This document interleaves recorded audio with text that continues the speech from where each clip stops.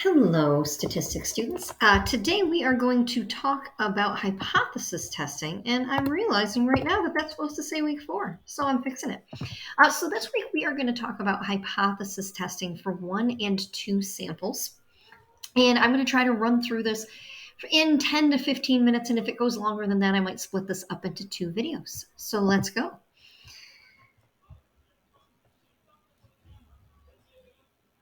Loading. There we go. So the first thing we're going to start with is one sample hypothesis testing, which is when you have, you guessed it, one sample. You have one group of data all about the same thing. Okay? When you have a group of data, especially when it's sample data, you might think, okay, I know what's happening here, but what's happening on a larger scale? And that question, what's happening on a larger scale, means that you're making a hypothesis. You're making a wondering about something that you don't know. So a hypothesis is a statement that something is true. A bottle of water contains 500 milliliters of water. Statistical hypothesis test is where you say, they say that that's true, but I wonder if it's actually true. So, statistical hypothesis test is a process by which a decision is made between two opposing hypotheses. Now, your two hypotheses are going to be the null hypothesis and the alternative hypothesis. The null hypothesis is a silly little rhyme I have. H sub O is the status quo. And sometimes I'll also tell people H sub O is kind of all things being equal. What would you believe to be true, or what is told to you to be true? So H sub O is your null hypothesis. That's the tested hypothesis. And it's the starting point for your investigation. Okay. It's usually a statement that something has a specific value. All right.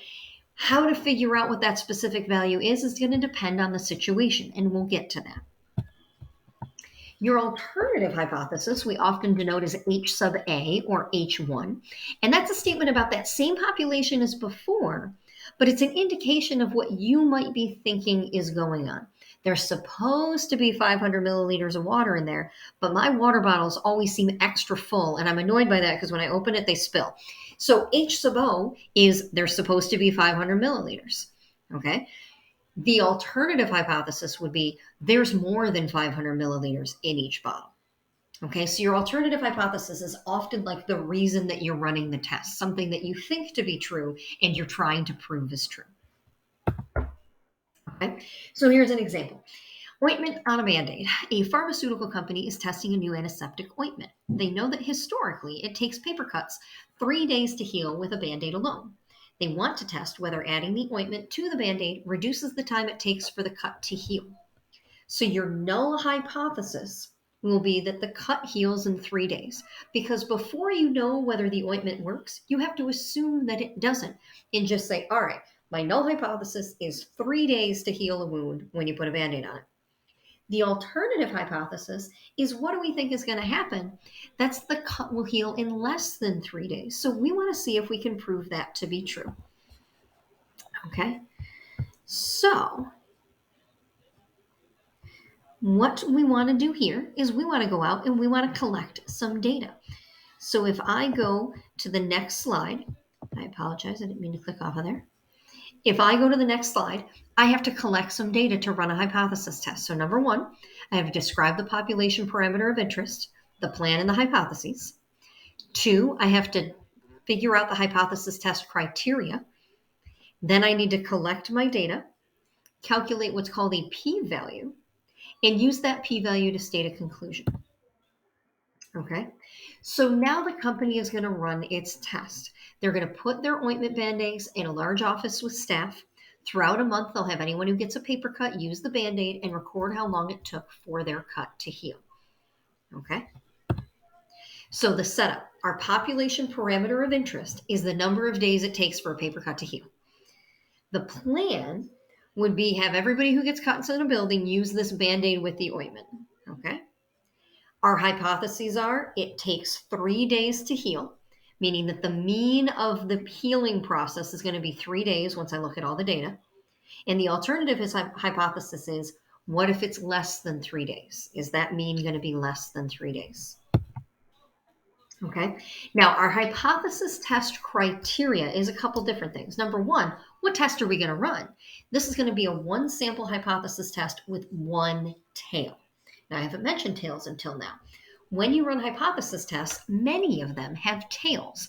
And that tells you if you are running the test to test one number versus a different number, or if you are running a test to test one number versus something that grows or something that shrinks. A one-tailed test means you are indicating that there might be a unidirectional change.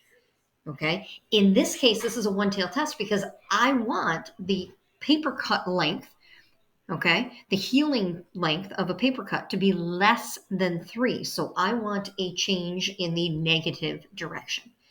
Okay. Our sample size, we will use the first 40 paper cuts. And our level of significance is something else we have to say, and that's 0.05. Aha, more new vocabulary. The level of significance is our error probability. When we run this test, in layman's terms, and I'm really shrinking this down quite a bit here because there's a lot more backstory here. This is our error probability. 0.05 means there's a 5% chance that we will reject a true null hypothesis. Or in other words, we might make a wrong conclusion. All right. So we are willing to risk 5% chance of being wrong.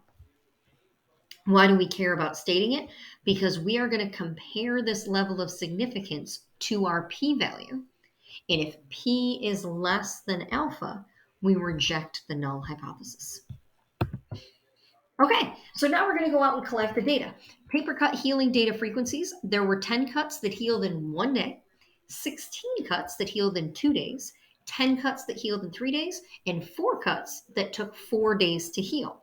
So now what we're going to do is we are going to do all of this stuff in Excel to get a p-value. So now I do want to escape out of here, and I am going to open up that Excel data. So I apologize. You're just staring at everything here.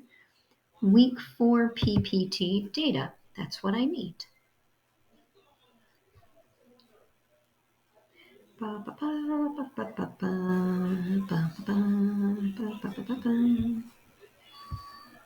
on. There we go. So here are our paper cut data. All right. Here's our healing time. Okay. And our healing times were however many ones. What was it? Let's see. We had 10 ones, 16 twos, 10 threes, and 4 fours. So I have 10 cuts that healed in 1 day, 16 that healed in 2, 10 that healed in 3, and 4 that healed in 4. Now, to do this one sample t-test, what I'm going to do is line that healing time right up next to a stated mean. We said they were supposed to heal in 3 days, but we have numbers other than 3. So when we run a one sample t-test, we're actually comparing that one sample to another fake sample where all of the values are the same, and all those same values are the stated value. So what I'm going to do next is I'm going to go to Data, Data Analysis, and then I'm going to come down here to t-test to sample assuming unequal variances. Okay. The reason I'm going to do this is that even though it's technically a one sample t-test, I am using 2 samples in Excel to get a p-value. Now, I got to be honest, if we had Minitab or some other statistical software, we wouldn't have to do a 2 sample t-test, but we're using Excel and we got to use what we have. So I am going to hit OK. Variable 1 range is my first column. Variable 2 range is my second column. The hypothesized mean difference, we're going to leave blank. I do have labels. Alpha is 0.05. That's what we had. And our output range, I'm going to dump it here in this empty cell. And then I get this. Now, what the heck is all this? Let me move my face. My face is in the way. All right. So when we look over here, what we found is that the healing time has an average of 2.2, even though we said it's supposed to be 3. So what we need to do with that is say, well, is 2.2 different enough from 3 for us to say, yeah, I think this is lower? Well, the good news is you don't have to decide that. Excel gets to decide that, and our p-value gets to decide that. There are two p-values here. There is this one, and then there is this one. Remember how I said before that this is a one sample, one tail test? That means I want to use this one. And then I want to take that one tail p-value and compare it to alpha. Well, wait a second. 1.833 e negative 0.6. What is that? If you're unfamiliar, that is standard form for scientific notation. And what that really means is 1.83 times 10 to the negative 6 power. And what that really means is that you're going to move the decimal point 6 places to the left. 1, 2, 3, 4, 5, 183. 1.83 times 10 to the negative 6 means 0.000000183 is our p-value. Now, I keep talking about this p-value. What the heck is it? I told you got to compare it to alpha. Well, but what does it mean? What a p-value means is that is the probability that your null hypothesis is true. That p-value right there is the probability that the healing time for cuts with that Band-Aid is 3. Well, wait a minute. How is that so small? 1, 2, 3, 4. That means I have less than 1,000th. I technically have 1/10,000th of a percent chance that the null hypothesis is true. That's crazy low. Okay. In other words, the null hypothesis is definitely false. Okay. Sure, I could have gotten a bunch of like really quick healers in the office, but the chances of that happening are ridiculously small. How small? 1/10,000th of a percent. Okay, so if I go back to our thingammerbob over here and look at the slideshow, my face is still in the way. Move, face. What we're going to do is get that p-value. This is what we had. What do I do with that? Well, our sample mean was 2.2 days. Our p-value was this thing, which is really that number. This p-value is the probability that the null hypothesis is true. In this case, that's a 0.000183% chance that the null hypothesis is true. So our conclusion is, since our p-value is less than 0.05, and you're always comparing it to 0.05, since our p-value is less than 0.05, we have evidence to reject the null hypothesis. When p is small, reject the null and conclude that the alternative hypothesis is correct. So we can, in context, reject the null hypothesis that the mean healing time is 3 days and support the alternative hypothesis that the mean healing time is less than 3 days. Okay, so I am going to add that to this slideshow. Okay, and in step 4, what does it mean? We can say down here, when p is small, smaller than alpha, we reject HO. When p is small, reject the null. Okay. Now, that was a good 15 minutes, so I'm actually going to stop there and then pick back up in another video because I don't know about you, but I can only hang in there for about 15 minutes per video.